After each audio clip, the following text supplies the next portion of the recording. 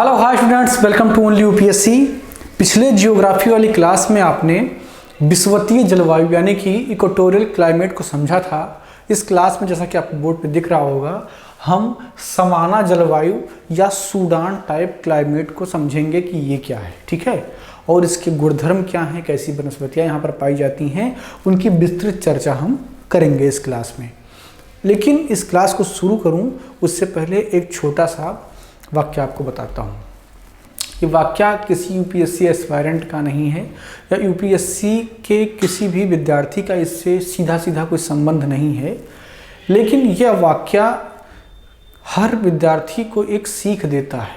जैसे एग्जाम्पल के लिए जब महेंद्र सिंह धोनी मैदान में क्रिकेट खेलने उतरता है तो वो क्रिकेट जगत के लिए ही जो क्रिकेट जगत में लगे हैं उनके लिए सीखने का काम है, ठीक है, कि वो सीख रहे हैं, या जिनको एंटरटेन करना है उनकी एंटरटेनिंग का काम है।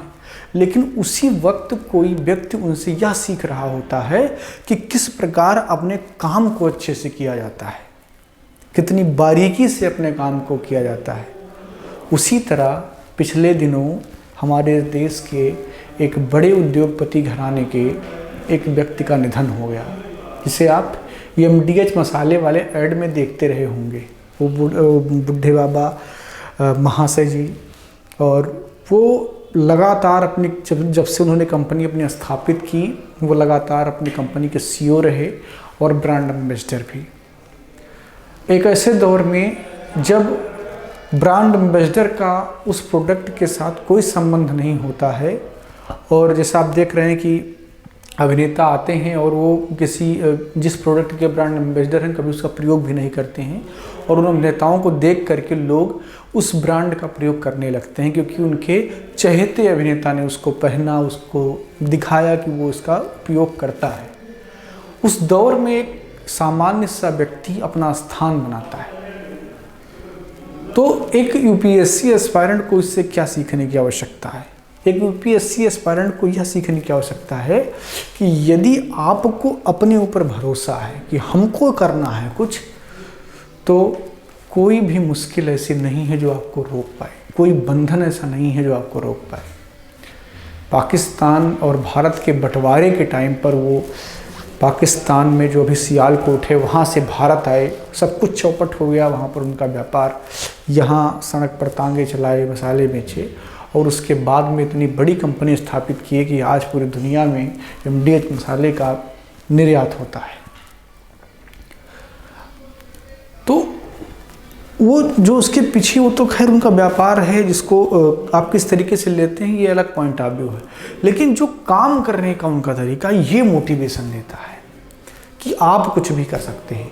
आप भले ही बिहार, उड़ीसा जैसे छोटे जगहों के किसी गांव में बैठे हों, लेकिन आपके हौसलों में अगर दम है और उस हौसले को पूरा करने के लिए आप उतने जज्बाती भी हैं और उतना मेहनत करने को भी तैयार हैं, तो कोई बड़ी बात नहीं होगी कि दिल्ली के सेक्रेटेरिएट में, किसी मंत्रालय के सेक्रेटेरिएट में बैठ करके आप फाइल पलट रहे हों और देश की नीतियों को बना रहे हों। ऐसी कोई बहुत बड़ी बात नहीं है। या यह भी कोई बड़ी बात नहीं है कि आप किसी जिले के प्रशासन के सबसे बड़े अधिकारी हों, यानी कि जिला अधिकारी हों। यह भी कोई बड़ी बात नहीं है, आप कर सकते हैं। बस करना क्या है कि लगे रहना है, मेहनत से जमे रहना है, हटना नहीं है, ठीक है ना। तो आज एक क्लास शुरू करते हैं। आज हमें समझना है समाना जलवायु, ठीक है, समाना टाइप जलवायु, या इसे सूडान टाइप जलवायु भी कहा जाता है। और सूडान टाइप जलवायु कहने का जो मुख्य कारण है वह यह है कि जो अफ्रीका सब कॉन्टिनेंट है, ये जो समाना जलवायु है ये सबसे ज़्यादा इसी अफ्रीका सब कॉन्टिनेंट में पाई जाती है। इसीलिए इसको सूडान टाइप कहा जाता है, क्योंकि अफ्रीकी जो देश है उसमें सूडान एक बड़ा देश है। सूडान जो है 2 भागों में बट गया बाद में, लेकिन सूडान जो है एक बड़ा क्षेत्रफल का देश है। और चूँकि जो समाना जलवायु है सबसे ज़्यादा अफ्रीका में ही पाई जाती है, इसीलिए इसको सूडान टाइप भी कहा जाता है। इसका जो अक्षांशीय विस्तार है वो 5 डिग्री से लेकर के 20 डिग्री तक नॉर्दर्न और सदर्न दोनों हेमिस्फीयर में पाया जाता है, ठीक है। टेम्परेचर की स्थिति अगर देखें तो 32 डिग्री मैक्सिमम टेम्परेचर होता है और मिनिमम टेम्परेचर जो है वो 20 डिग्री सेंटीग्रेड के आसपास होता है। यानी कि जो डिफरेंस ऑफ टेम्परेचर है, यानी कि जो तापांतर है वो कितना है, 12 डिग्री सेंटीग्रेड। ठीक है, 12 डिग्री सेंटीग्रेड यहाँ का तापांतर होता है। वर्षा की स्थिति 60 से 80 सेंटीमीटर के आसपास है। आपने देखा था कि विषुवतीय जलवायु में सर्वाधिक वर्षा हो रही थी, यानी कि 200 सेंटीमीटर से भी ज़्यादा वर्षा हो रही थी। जैसे जैसे आप विषुवत रेखा से ऊपर जाएंगे बरसात की मात्रा घटती जाएगी। सबसे ज़्यादा बरसात कहाँ प्राप्त होता है, विषुवतीय जलवायु में या विषुवतीय क्षेत्र में। ठीक है, उसकी वजह है कि वहाँ पर लगातार बरसात होती रहती है। ठीक है, 60 से 80 सेंटीमीटर यहाँ की बरसात जो है। वायु जो होती है वो आर्द्र एवं शुष्क दोनों होती है। आर्द्र कब होगी, गर्मी के महीने में आर्द्र होगी। जब वायु गर्म होगी तो उसमें जो है मॉइस्चर को अपने ग्रहण करने की क्षमता ज़्यादा होगी, और ठंडी के मौसम में वायु शुष्क हो जाती है। तो ये आर्द्र एवं शुष्क दोनों का जो है तालमेल यहाँ पर होता है, दोनों पाई जाती हैं। जो गर्मी है वो विषुवतीय जलवायु से ज़्यादा पाई जाती है इस क्षेत्र में। आपने इसलिए देखा कि अफ्रीका के मोस्ट ऑफ द जो कंट्रीज हैं उनके लोग ब्लैक हैं, काले हैं। और ब्लैक होने की जो सबसे बड़ी वजह है वो यह है कि वहाँ का जो जलवायु है वो बहुत गर्म है। और जलवायु गर्म इसलिए है क्योंकि जो विषुवतीय क्षेत्र है, विषुवतीय क्षेत्र भी हालांकि गर्म है, लेकिन वहाँ अत्यधिक वर्षा बादलों के कारण सूर्यातप कम प्राप्त होता है। और जैसे ही आप थोड़ा उससे ऊपर जाते हैं वहाँ पर इंसुलेशन ज़्यादा प्राप्त होता है। तो जो ये सवाना जलवायु का पूरा क्षेत्र है यह अत्यधिक गर्म जलवायु का क्षेत्र है। इसीलिए इसके आसपास की जितनी भी कंट्रीज हैं वहाँ पर लोग काले पाए जाते हैं। ठीक है, काले पाए जाते हैं, और ये भौगोलिक कारण है। वर्तमान में दुनिया में रेसिज्म को लेकर के बड़ी बहस होती है। जो आधुनिक लोकतांत्रिक तर्कवादी हैं वो इस बात को बड़े प्रमुखता से उठाते हैं कि रेसिज्म नहीं होना चाहिए, और बिल्कुल सही है। रेसिज्म की कोई आवश्यकता इस समाज में नहीं है, लेकिन ये अवधारणा वही लोग दे रहे हैं जो सबसे बड़े रेसिस्ट हैं, मतलब यूरोप और अमेरिका वाले। रेसिज्म गाली बन गया क्योंकि यूरोप वाले थे, रेसिज्म गाली बन गया क्योंकि अमेरिका वाले थे। ये रेसिस्ट शब्द सुनते ही आपके मन में जो एक घिनौना भाव आता है कि कोई रेसिस्ट है, तो ये उन्होंने बनाया क्योंकि उन्होंने इंसान को इंसान नहीं समझा। उनकी दास प्रथा इतनी खतरनाक थी कि वो लोगों को बांध करके रखते थे, और यही अफ्रीका से वो मजदूर को जो है खरीदते थे और लेके जाते थे, उनसे बंधुआ मजदूर जैसा काम करवाते थे। और अमेरिका में तो खैर थे ही रेड इंडियंस। ठीक है, तो ये किसी का गोरा होना, किसी का काला होना, यह उस जगह के भौगोलिक स्थिति और जैविक स्थिति पर निर्भर करता है। इस आधार पर किसी भी व्यक्ति के अधिकार, किसी भी व्यक्ति के कर्तव्य, किसी भी व्यक्ति के अन्य चीज को सुनिश्चित नहीं किया जाना चाहिए।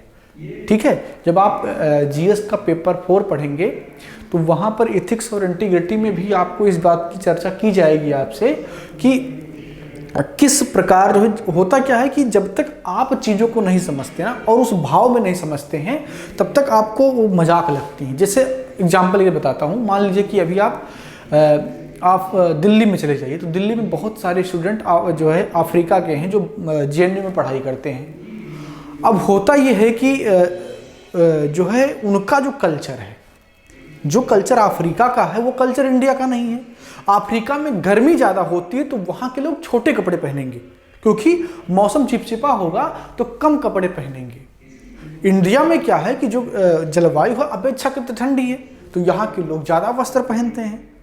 तो जब कोई अफ्रीकन लड़की दिल्ली के सड़कों पर कम कपड़े पहनकर घूमती है तो दिल्ली के जो लोग हैं उनको ऐसा लगता है कि ये नैतिक रूप से गलत हैं। उनको ये नहीं समझ में आता है कि ये इनकी भौगोलिक समस्या है, ये जिस भूगोल से आए हैं इनकी बनावट ऐसी है। और यूपीएससी इसीलिए जो उनके अधिकारी होते हैं जिनका वो चयन करती है, वो चाहती है कि वो इस बात को समझ करके आए सिस्टम में, कि कहीं उनके मन में भी ऐसे भाव ना हो, क्योंकि चलाना तो अथॉरिटी को उन्हीं को है। ठीक है ना। तो किसी का गोरा होना या काला होना इस बात पर निर्भर करता है कि वो भौगोलिक स्थिति किस भौगोलिक स्थिति में रह रहा है। बात जब खुलती है तो बहुत लंबी चली जाती है। मैंने एक दिन एग्जाम्पल दिया था कि जो छोटी छोटी गोलियां किराना स्टोर पर मिलती हैं और पानी में डालो तो इसे डब से बड़ी हो जाती है कुछ देर में फूल करके। तो यूपीएससी का हर टॉपिक उसी तरीके से होता है कि आप जितने भी इसके धागे खोलेंगे ना एकदम बड़ा होता चला जाएगा। तो आप कहीं से कोई बिंदु उठाएंगे तो बड़ा होता चला जाएगा, ठीक है ना। अब देखते हैं कि वनस्पतियां किस प्रकार पाई जाती हैं। तो लंबी एवं कड़ी घास पाई जाती है जिसे सवाना घास कहा जाता है, ठीक है। लंबी एवं कड़ी घास पाई जाती है जिसे सवाना घास कहा जाता है। ये बड़ी लंबी लंबी घासें होती हैं और ये बड़ी कड़ी होती हैं एकदम, जो है रस्सी बनाने के काम में भी लोग इसका प्रयोग करते हैं। इसको काट करके उसको रस्सी की जैसा बनाते हैं। बिखरे हुए क्षेत्र में यानी कि वृक्ष जो है वो बिखरे हुए होते हैं, उनके बीच की जो दूरी है वो ज़्यादा होती है, ठीक है। पर्णपाती वन पाए जाते हैं।